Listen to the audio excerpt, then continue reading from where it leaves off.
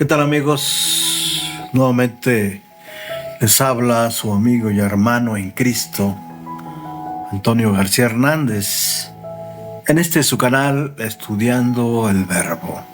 Con mucha alegría iniciamos una escuela sabática para adultos más. Su presencia y participación hacen toda la diferencia para hacer viva la mayor escuela del mundo. Un momento cuando disfrutamos juntos, número 1, en el estudio de la Biblia y la oración, número 2, en compañerismo y maneras de cumplir la misión de salvar personas para el reino de Dios. Sean todos ustedes bienvenidos. Vamos al repaso de la lección para esta semana. Es la lección número 10 para el 8 de junio del año 2024, titulada El espiritismo desenmascarado. ¿Cómo? El espiritismo desenmascarado. Y vamos rápidamente a la introducción de este tema. En esta semana aprendimos que en el tiempo del fin, Satanás engañará a millones de personas por medio del espiritismo. Nuestra única salvaguarda contra estos engaños es la relación personal con Cristo y una base sólida en las enseñanzas de la Biblia. Eso incluye su enseñanza sobre la muerte, independientemente de lo que nuestros ojos, oídos y corazones intenten decir. Y antes de ir al punto central de la lección, que se encuentra ahí en Primera de Tesalonicenses, capítulo 4, versículos 16 y 17, quiero invitarles para que vayamos en oración al Padre Eterno. Oremos. Bendito sea nuestro Padre que estás en los cielos. Te alabamos y glorificamos, Señor. Y te agradecemos en esta hora por este enorme privilegio que nos das, Padre Eterno, de tener un momento de comunión contigo y poder abrir tu palabra, que es lámpara a nuestros pies y lumbrera a nuestro camino. Gracias, Padre Eterno, por tu Espíritu Santo. Habilítanos con poder en esta hora para que podamos hablar conforme a tu palabra y podamos, Padre Eterno, entender y comprender este tema. Bendice a los que nos escuchan y a los que nos han de escuchar en esta hora, Señor. Que tu palabra pueda transformar sus vidas para el reino de Dios. Que pueda ser, Padre Eterno, tu palabra y tu revelación en ella motivo para tener y vivir con esperanza en este mundo, Señor.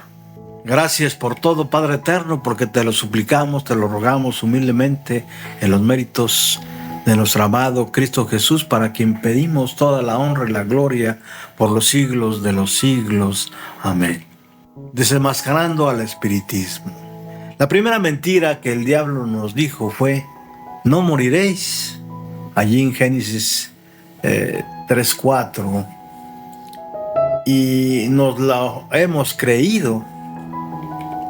La práctica totalidad de la humanidad ha creído y sigue creyendo que poseemos una alma inmortal, o que de alguna forma alguna parte consciente de nuestro ser sobrevive a la muerte. La historia de esto es muy larga y sin duda esta mentira se inició ahí en el jardín del Edén, cuando la serpiente antigua engañó a Eva diciéndole: no morirás, al contrario seréis como Dios, sabiendo el bien y el mal. ¿Verdad? A lo largo de toda la historia, diferentes teólogos como Agustín de Hipona, inclusive Platón, Aristóteles y todos los que han creído en la filosofía griega han venido predicando y pregonando la inmortalidad del alma. La Biblia, por el contrario, es clara y tajante, porque ahí en el libro de Ezequiel, en el capítulo 18, versículo 20, es clara y no hay duda cuando dice que el alma que pecare, esa morirá. El conflicto cósmico gira alrededor de una pregunta clave: ¿a quién vas a creer? ¿Al diablo o a Dios? Y vamos a presentarles los principales, los puntos más importantes de esta lección. Número 1, el espiritismo y la muerte. Dentro de este punto vamos a ver una alma inmortal.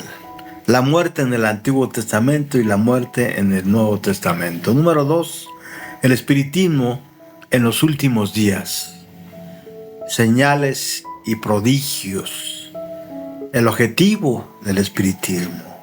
Vamos pues, acompáñenme y veamos el primer punto. El espiritismo y la muerte. Como siempre, para ello, quiero invitarles a que tomen sus Biblias, la palabra de Dios, el libro de libros, y vayamos al libro de Job, capítulo 7, versículo 9. Y voy a leer la versión Reina Valera 60. ¿Qué dice la palabra de Dios? ¿Cómo está escrito? Como la nube se desvanece y se va, así el que desciende al Seol no subirá. En otras palabras, el que muere, el que es sepultado, no resucitará de ninguna manera por sí mismo, sino que Dios, por medio de Cristo Jesús, quien es sacerdote allá en el cielo, decidirá los casos que son para vida y los casos que han de ser para confusión y muerte eterna.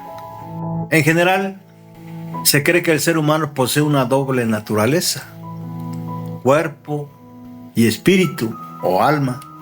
Se cree que estas dos partes pueden vivir de forma independiente. Sin duda esto es falso. Pero la Biblia enseña que estamos compuestos de tres partes, de acuerdo a lo que dice el apóstol Pablo, ahí en Primera de Tesalonicenses, capítulo 5, versículo 23. Tomen sus Biblias y vamos a esta cita. Primera de Tesalonicenses 5, 23. ¿Qué dice la palabra de Dios?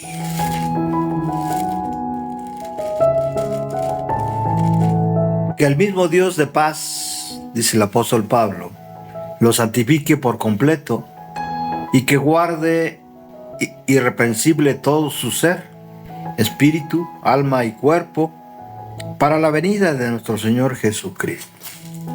Para la venida del Señor Jesucristo. Esto quiere decir lo que, o afirma lo que ya habíamos dicho, de que hasta que venga Jesucristo, dará a cada quien conforme a sus obras. ¿Verdad? Entonces, la Biblia también enseña que esas partes son independientes. Vamos rápidamente al libro de Génesis. Libro de Génesis, capítulo 2, versículo 7. Génesis 2, versículo 7. Génesis 2, versículo 7. ¿Qué dice la palabra de Dios? Entonces Jehová, Dios, formó al hombre de polvo de la tierra, sopló en su nariz aliento de vida y fue el hombre un ser viviente. ¿Quién es el que da vida al hombre? Dios. ¿Verdad? sopló en su nariz, dice la palabra, es aliento de vida, y fue el hombre un ser viviente. Un ser viviente.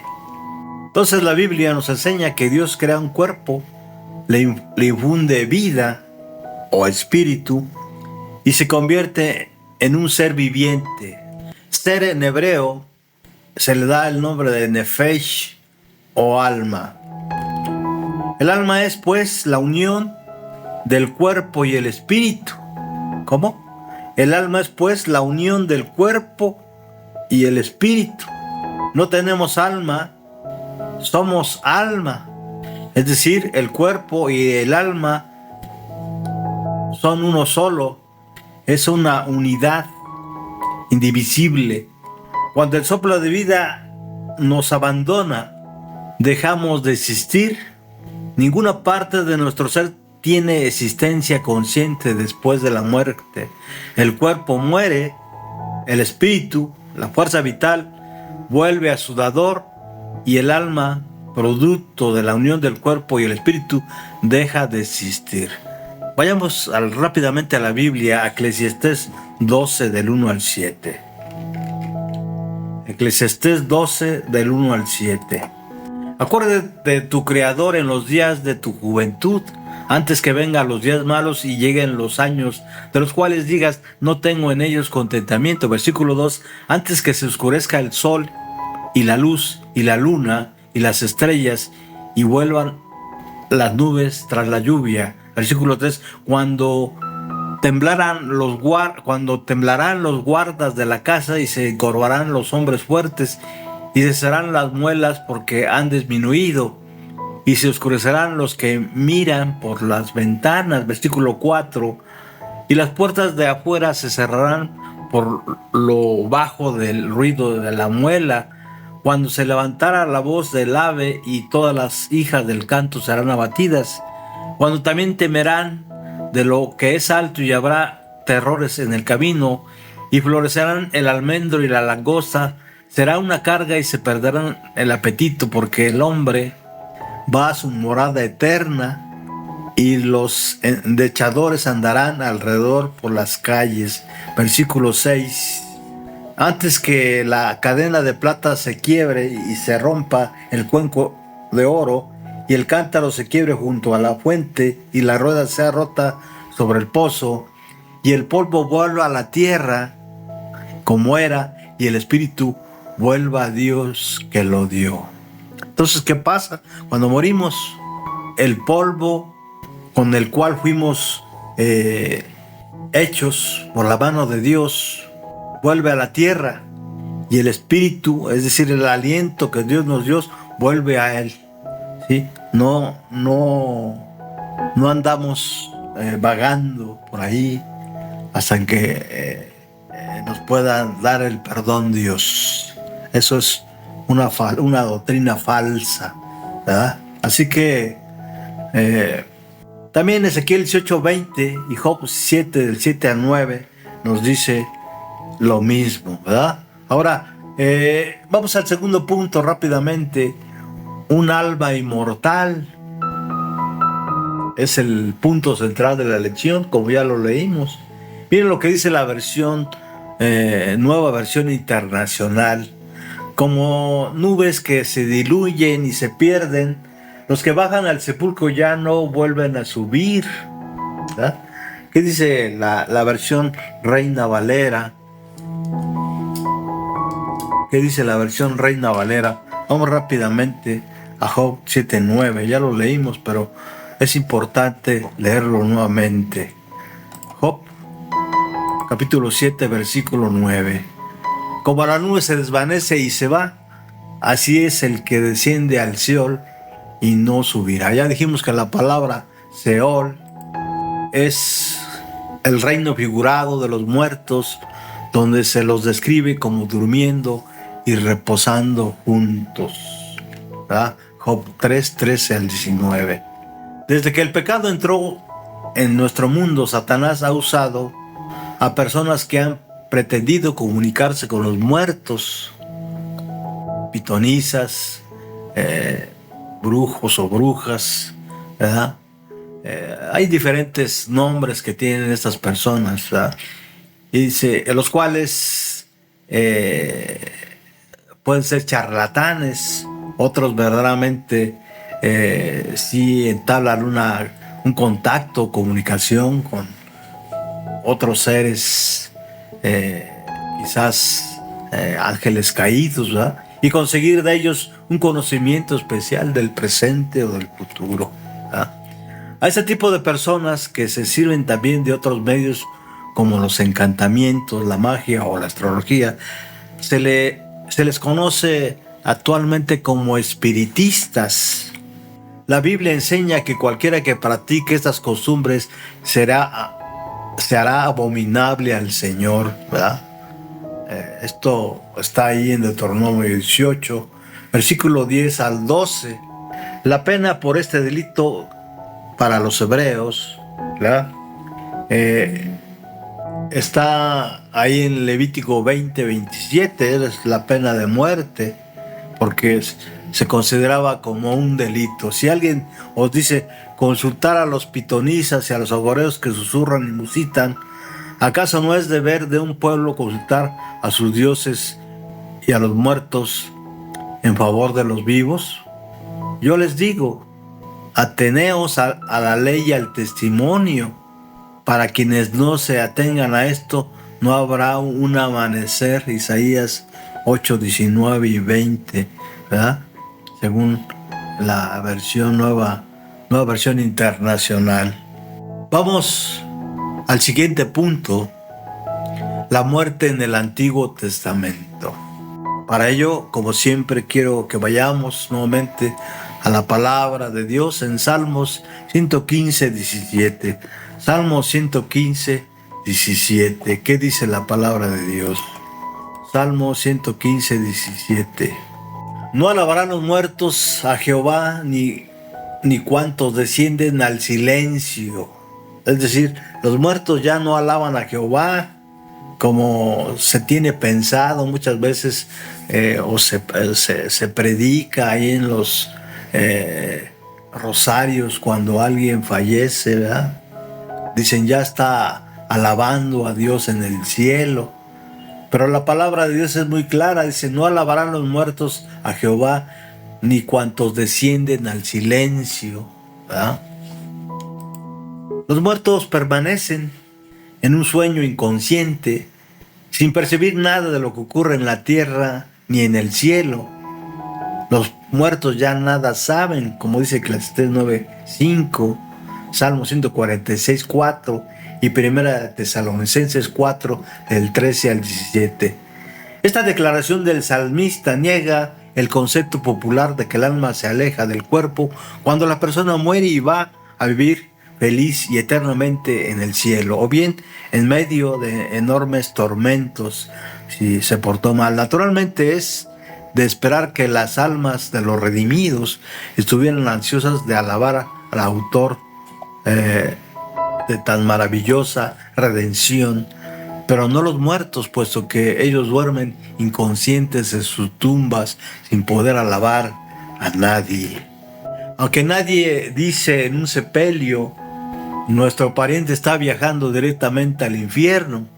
Muchas personas enseñan que al morir los buenos ascienden directamente al cielo, ¿sí? Con la reina del cielo, ¿verdad? Ni siquiera dicen para estar con Jesús, ¿verdad? Sino con la reina del cielo, ¿verdad? Y los malos son castigados, simplemente vagan. Pero, ¿qué enseña la Biblia al respecto? ¿Podemos alabar a Dios después de morir? Veamos lo que dice Salmos 115, 17. Ya lo leímos. No alabarán los muertos a Jehová, ni cuantos descienden al silencio. ¿Saben los muertos o los que mueren lo que ocurre con sus familias y amigos? Job 14, 21. Vamos rápidamente. Job 14, 21. ¿Qué dice la palabra de Dios? Sus hijos tendrán honores, pero él no los sabrá, o serán humillados y no entenderá de ello. ¿Pueden los muertos interactuar con los vivos? No, ¿verdad? porque los muertos ya nada saben. Vamos a ver, Eclesiastés nuevamente, 9:6. También su amor y su odio y su envidia fenecieron ya y nunca más tendrán parte en todo lo que se hace debajo del sol. Por lo tanto, no pueden interactuar con nadie. ¿Podemos seguir pensando después de morir? No, porque los muertos ya nada saben, ¿verdad? Dice, porque los que viven saben que han de morir, pero los muertos nada saben, no tienen más paga porque su memoria es puesta en el olvido. ¿Podremos realizar algún tipo de actividad tras la muerte? Sin duda no, ¿verdad? El versículo 10, ahí mismo en Eclesiastés capítulo 9, dice, todo lo que viniera a la mano para hacerlo según tus fuerzas, porque en el Seol, es decir, en el sepulcro, a donde vas no hay obra, ni trabajo, ni ciencia, ni sabiduría, no hay nada. El Antiguo Testamento enseña que la muerte es un sueño, dormir para despertar solo cuando Dios nos llame de nuevo a la vida. Primera de Reyes, capítulo 2, versículo 10, y Primera de Reyes 14, 20, Daniel 12, 13. Vamos rápidamente a Daniel 12, 13. Daniel 12, 13. ¿Qué dice la palabra de Dios? Y tú irás hasta el fin. Dice, y tú irás hasta el fin y reposarás y te levantarás para recibir tu heredad al fin de los días.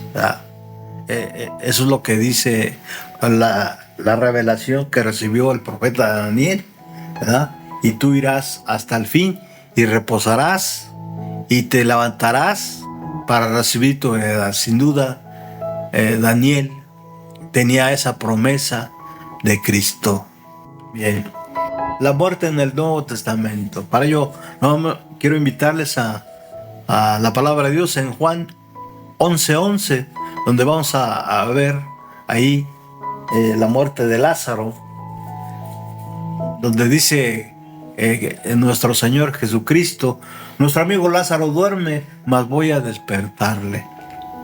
El Nuevo Testamento enseña, al igual que el Antiguo, que la muerte es un sueño del que solo Jesús puede despertarlos. Vamos a leer Juan 11, del 11 al 14. Juan 11, del 11 al 14. Tomen sus Biblias.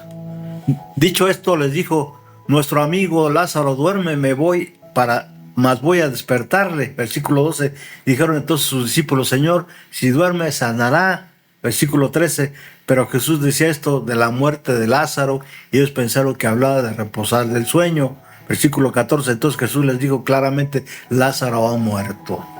Al escribir a los tesalonicenses, Pablo les habló de los que duermen, es decir, de los que ya habían muerto, y les dijo que resucitarían para ir con Jesús en su segunda venida, ahí en Primera Tesalonicenses 4, 13 al 18. La iglesia de Tesalónica tenía esa duda porque falsos maestros habían entrado a la iglesia para desvirtuar la justicia y la obra de Cristo para todos los creyentes en él, ¿verdad? Por eso Pablo tuvo que decir ahí en Primera Tesalonicenses lo que vamos a leer ahorita. Vamos a Primera Tesalonicenses 4, versículos 13 al 18. Tampoco queremos, hermanos, que ignoréis. Sí, Pablo se está refiriendo a la venida del Señor, acerca de los que duermen, para que no os entristezcáis como los otros que no tienen esperanza. Porque si creemos que Jesús murió y resucitó, así también traerá Dios con Jesús a los que duermen en él. Por lo cual os decimos esto en palabras del Señor, que nosotros que vivimos, que habremos quedado hasta la venida del Señor, no procederemos a los que durmieron, es decir, a los que murieron antes. Porque el Señor mismo, con voz de mando, con voz de arcángel y con trompeta de Dios, descenderá del cielo, y los muertos en Cristo resucitarán primero. ¿Qué están esperando los que están muertos? Es decir, los que ya se nos adelantaron, los que fueron llamados al descanso, están esperando la segunda venida de Jesús, tanto los que están muertos como los que estamos vivos. Yo digo amén. Al hablar de los muertos, Pablo dice que serán vivificados en su venida y no antes. 1 Corintios 15, del 22 al 24. También nos dice que no todos dormiremos. Los vivos serán transformados en un momento, en un abrir y cerrar de ojos, pero los muertos resucitarán ya transformados. 1 Corintios 15, 51 al 52. La resurrección es clave para poder estar con Jesús. Sin resurrección no hay salvación. 1 Corintios 13 al 18. Será en la resurrección cuando recibiremos nuestra herencia y debemos pues esperar a ese momento. 1 Pedro 1 del 3 al 5. Vamos rápidamente. 1 Pedro 1 del 3 al 5.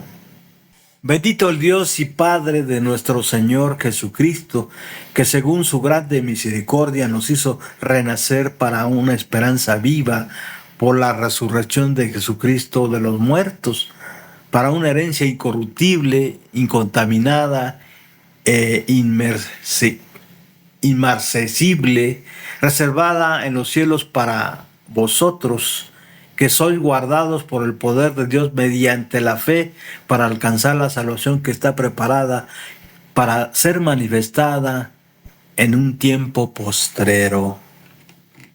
Bien, vamos al segundo punto de este repaso del espiritismo en los últimos días. Y vamos a ver las señales y prodigios que se hacen en esta época, en este siglo. Para ello quiero invitarles para que vayamos a la palabra en Marcos 13:22. Marcos 13:22, porque se levantarán falsos cristos y falsos profetas y harán señales y prodigios para engañar, si fuese posible, aún a los escogidos. El espiritismo es un movimiento liderado directamente por ¿quién cree? Por Satanás. Y su fundamento es la inmortalidad del alma. Una falsa doctrina que sin duda la mayoría de iglesias en este mundo predican. Sus adeptos creen poder comunicarse con los muertos y aseveran recibir de ellos poderes sobrenaturales. Aunque ahora son limitados por Dios, llegará el momento en que Él les permitirá realizar milagros irrefutables que maravillarán a los que los contemplen, ¿verdad? Marcos 13:22, segunda de Tesalonicenses 2:9. Vamos rápidamente a segunda de Tesalonicenses 2:9. ¿Qué dice la palabra de Dios? ¿Cómo está escrito? Inico, cuyo advenimiento es por obra de Satanás, con gran poder y señales y prodigios mentirosos. Muchos afirman que el apóstol se está refiriendo a la imitación que hará Satanás de la venida en gloria de nuestro Señor. Ahí en segunda de Tesalonicenses 2:9 se le llama el inicuo, ¿verdad? Ahora, después de ver la restauración completa de un enfermo terminal, un vehículo detenido en seco para no arrollarnos, o a nuestra querida madre ya fallecida, hablándonos con ternura ante nuestros propios ojos, ¿no creeremos al que hace tales prodigios? ¿Podemos fiarnos de nuestros sentimientos y de nuestros sentimientos? Solo la seguridad en lo que conocemos de la palabra de Dios y la plena confianza en Jesús nos permitirán resistir las últimas tentaciones del enemigo, ¿verdad? Vamos rápidamente a Isaías capítulo 8, versículo 20. Isaías capítulo 8, versículo 20. ¿Qué dice la palabra de Dios? A la ley y al testimonio.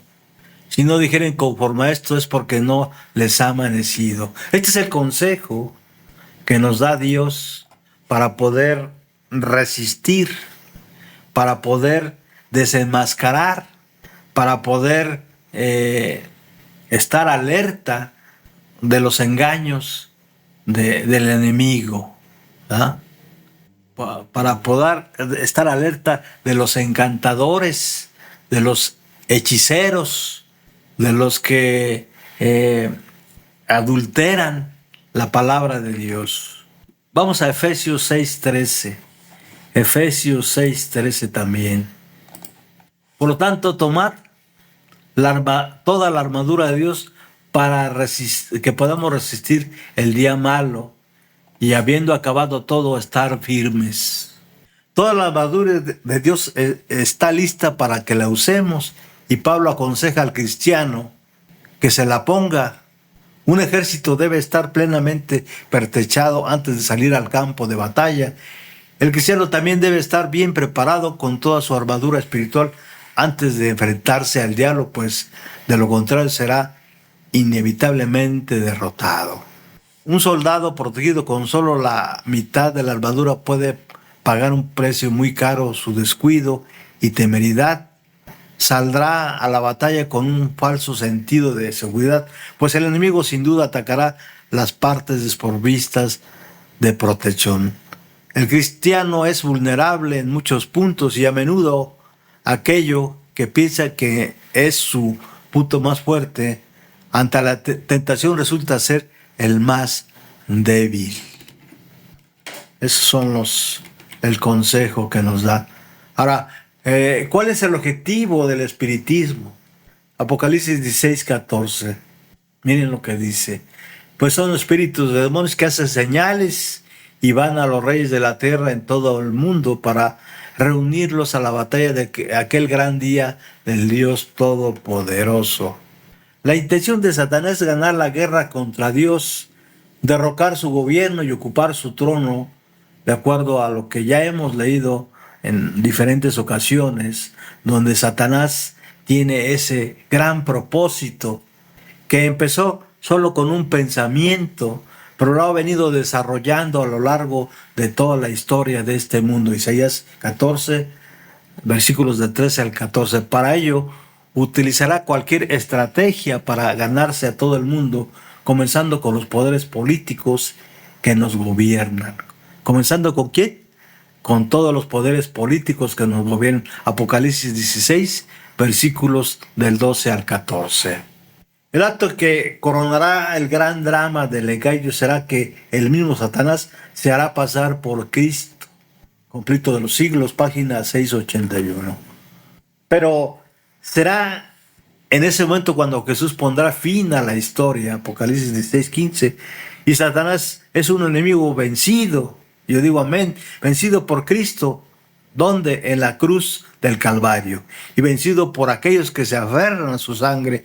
Primera de Juan 2:14, 4 del 3 al 4, Apocalipsis 3:21 y Apocalipsis 5:5 y 12:11.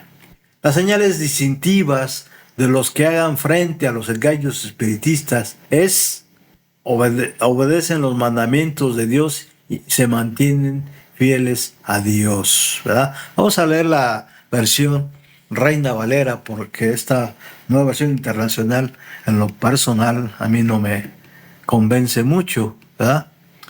Apocalipsis 14:12. Aquí está la perseverancia, aquí dice la paciencia, pero una mejor traducción es, aquí está la perseverancia de los santos, los que guardan los mandamientos y tienen la fe de Jesús, ¿verdad? Contra eso no hay nada que pueda hacer Satanás.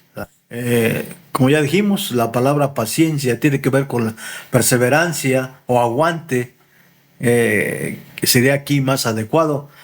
El contexto llama la atención a la intensa lucha contra la bestia y a su imagen, ¿verdad? Se hará todo esfuerzo posible para obligar a que el remanente se una con el movimiento promovido por la segunda bestia, incluso será amenazado con aislamiento y muerte. Apocalipsis 13, del 11 al 17. Satanás obrará al mismo tiempo con todo engaño de iniquidad para hacer que parezca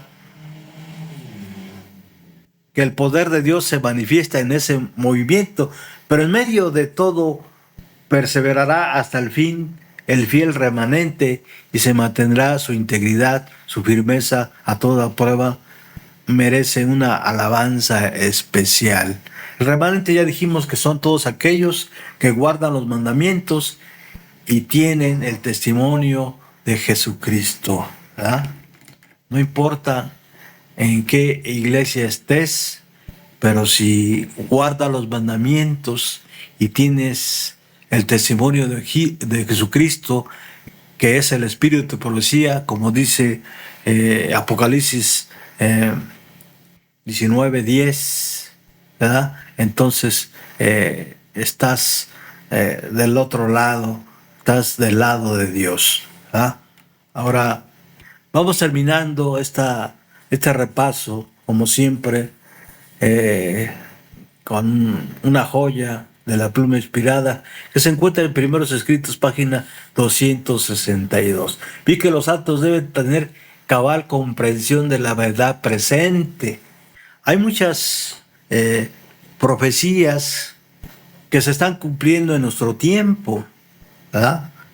A eso se refiere el espíritu de profecía cuando dice que los santos deben tener cabal comprensión de la verdad presente, ¿verdad? Que se verán obligados a sostener por las escrituras, ¿verdad? Deben comprender el estado en el que se hallan los muertos, porque los espíritus diabólicos se les aparecerán aseverando ser queridos parientes o amigos que les declararán doctrinas contrarias a la escritura. Aguas, ¿no? Harán cuanto puedan para excitar su simpatía y realizar milagros ante ellos para confirmar sus declaraciones. El pueblo de Dios debe estar preparado para rechazar a estos espíritus con la verdad bíblica de que los muertos nada saben y que los aparecidos son espíritus de demonios, ¿verdad? Estamos obligados, todo cristiano está obligado, ¿sí?, a tener conocimiento del testimonio de Jesucristo, ¿verdad? Todo buen cristiano está obligado a presentar la verdad con un escrito está. De esa manera, ¿sí?, no seremos engañados como escogidos de Dios, ¿verdad? Porque nuestra lucha, como dice el apóstol Pablo ahí en el libro de Efesios, no es con carne ni sangre, ¿verdad? No es con carne ni sangre, sino con qué, con quiénes.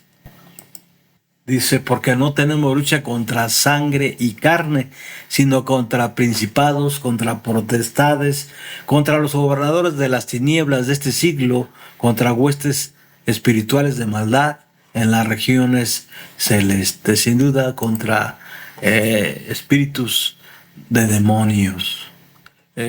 Y aunque Pablo no quiso decir con sangre y carne que los cristianos no se enfrentan a enemigos humanos, pues la iglesia siempre ha sufrido a manos de hombres impíos y sí afirma que la lucha es contra espíritus y poderes muy superiores a los hombres en inteligencia y en pervertida astucia. Las fuerzas satánicas que están preparadas en orden de batalla y en rebelión abierta contra Dios y sus hijos. El conflicto entre Cristo y Satanás no es de dimensiones locales o terrenales, sino que de significación cósmica que abarca todo el universo de Dios. Y con esto llegamos al fin de esta lección, esperando como siempre que haya sido de grande bendición, sobre todo por los tiempos que estamos viviendo en esta hora. Muchas de las profecías se están cumpliendo. Por lo tanto, estamos viviendo la verdad presente, ¿verdad? Gracias, estimados amigos y hermanos. Les ruego humildemente que, como siempre, se suscriban. Y si ya se suscribieron, compartan estos estudios bíblicos, estas lecciones con los que le rodean y sin duda van a ser de gran bendición. Como siempre, me despido con un abrazo fraternal para cada uno de ustedes, deseando que el amor, la gracia, ¿sí?, y la esperanza estén con cada uno de ustedes en Cristo Jesús. Hasta pronto.